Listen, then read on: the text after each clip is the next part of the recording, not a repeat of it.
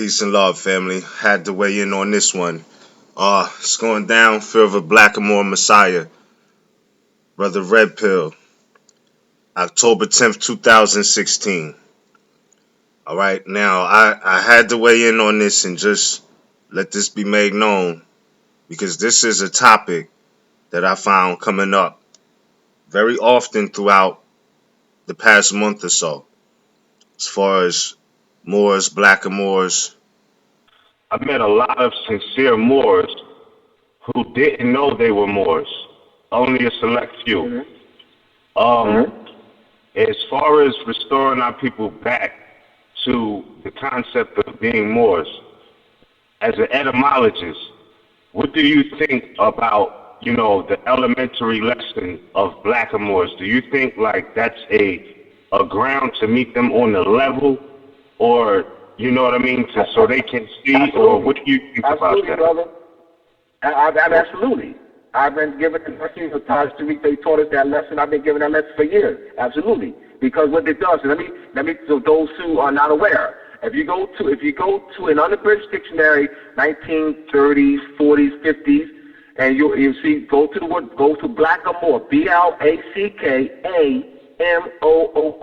What you'll see in the brackets, you'll see black, lowercase l,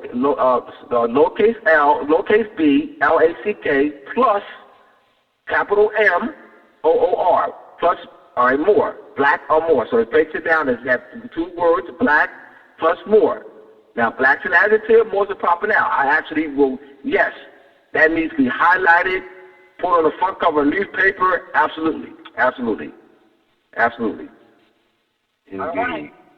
And I gotta say that, Red Pill doing this lecture, I think this conversation, this lecture, is timely. It's at the right time. Whereas I could give a few examples herein, whereas this has been coming up over the past month or so, rather frequently. Now, this is the perfect segue for unity amongst our people that don't want to be Moors. All right, be a blackamoor then, since you're black. Yo, that is genius, yo. That way we're all Moors. That way we can say black power. You guys say blackamoor. Everybody's happy. You know what I'm saying? You should be happy because you guys are getting to say black. And then the power that the black wants to activate is going to come from Moor, which is nationality, which is a polarizing force, which creates that power. I would say that if we see the same genius that we saw in the Facts Initiative, that tied everything together, tied solution-based ideas together, I think this might just be the best red pill we've seen yet. Now, it's going down at Nicholas Bookstore, Brooklyn, all right? And it's 20 notes to get in. Admission is 20 notes, but also it's going to be live streamed. So you can watch it from the comfort of your own home, your own living rooms, or wherever you may. For the live stream information, you might want to stay in tune with Red Pill's Instagram, RedPillar44 on the Instagram for the link. I'm not sure about the link, but if you can't make it out, you can still watch it from the comfort of your own home, which is still a good look because I'm pretty sure people are going to want to see this right here. I want to see this one. I think we're going to get that genius red pill on this one. And again, I don't mean to speculate too hard, but this might just be, with the subject matter at hand, the most timely conversation to the crowds that it's going to be presented to. Now, I say it's perfect timing because, number one, it's at 7 p.m. or the God hour. And not just that, this is actually on Columbus Day, so-called Columbus Day, which we know this is significant a great time to have the conversation about the Aboriginal and indigenous people to the lands of the Americas, being Moors. And then the Europeans, Columbus, come to the Americas. And then they told that there's another group already there. They might have thought that they were Moors and that they came over to the Americas and they had their own, you know, industry going on. And these Columbus, he was about finding gold, finding wealth. Everything about him was about business and making big profits. So if he thought these Moors were already in the Americas, now then he couldn't make claim to it. So him introducing new groups into the Americas, more recent Africans, West Africans, then you can say, well, these Moors or these other people, they were here because we brought them here as slaves. And if you come from that continent, you're automatically are going to be classified as a slave category, and you have no right. You cannot vote. You cannot own land. Etc. I already know it's going to be a lot of knowledge drop in this lecture as far as it relates to Moors of North America. Of North America, I trust that because the timing it just seems too right. The date, the time is genius, and I think we can expect something out of this right here. Now, being as though I acknowledge the time frame in the event, I'm going to dedicate the rest of this video to the concept of the fear of a Moor, or so-called blackamoor, and the Brethren Red Pill, as he's already spoke on some of this, but I'm pretty sure it's much more in store for the lecture. So the rest of this video is dedicated to the fear, Columbus Day, and Moors. I ended up turning this into a Mantis Views 29 Perpetual Columbus Day video dedication because this is so timely to the Aboriginal indigenous people, Moors. If you put a melanated Moor, a blackamoor, whatever you want to call them. So it has right here in the dictionary, blackamoor. And it has the part of speech right under it. Next to it says noun. And it says a black person, man or woman, Negro. Then it has in italics, black in small case, plus, then it got Moor capitalized. There's identity right there in the dictionary. It was never even really hidden.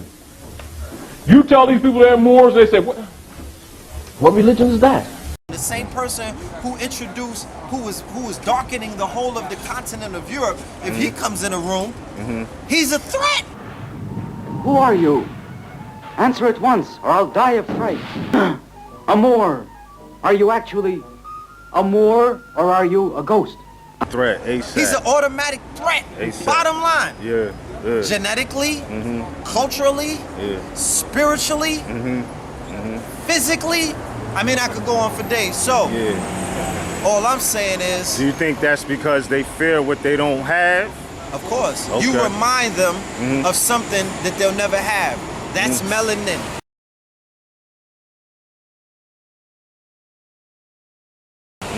You might not think anything of it because of, not you, but it's because of self-hate programming and the fact that you don't respect your carbon, right? Right. But they do. Yeah. Why do they do it? Because they don't have it. Takes me back to the story about the sister Corinne Gaines. A genuine blackamoor, madam? Oh, yes. Right? Corinne Gaines was doing the shit, the traffic stop, the video that you saw. Yeah, that was some more stuff that she had, but that was some Baltimore shit too that you saw. Okay, because the Moors don't teach you to tell the police you got to kill me. That's Baltimore. That was her upbringing, meaning that Raquisha and all of them, their upbringing is their foundation first. She could have been Nation of Islam. Oh, you pulling me over? Okay.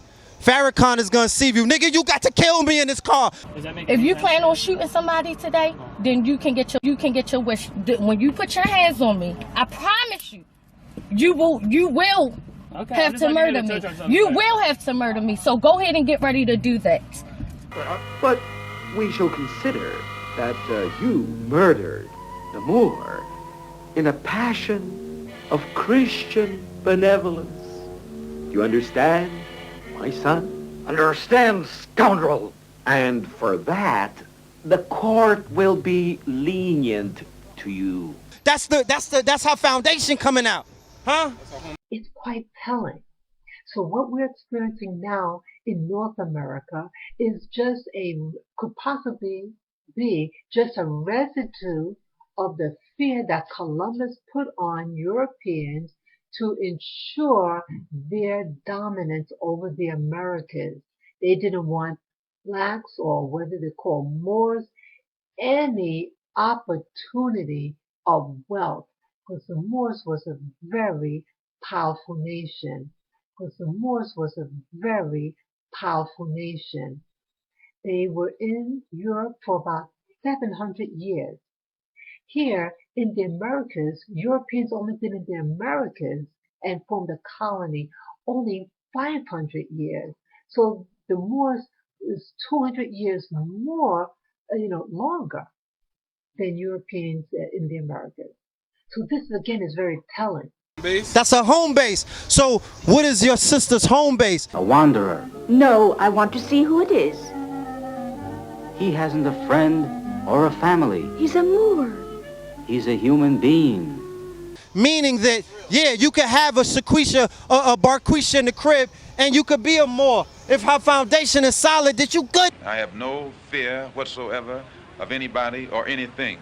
That is solid. That will get you through any religion, any school of thought. It will get you through the armed services. It will get you through the Nation of Islam. It will get you through the Moorish Science Temple of America. It will get you to all of that. It's called I want for you what I want for myself. There's naught for me to fear. What's that? What are they going to punish her for? What did she do? Don't you know? She tried to conceal a Moor in her house.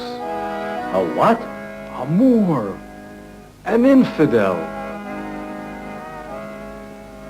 Oh, good heavens. Please save us from the Inquisition. He's dead. God help us. I feel so sorry for him. You should be sorry for us. We'll be sent to prison for giving shelter to a Moor. The others will be along in a minute. Livy and Willie, meet Colonel Ruggles. How do you do? How do you do, Colonel?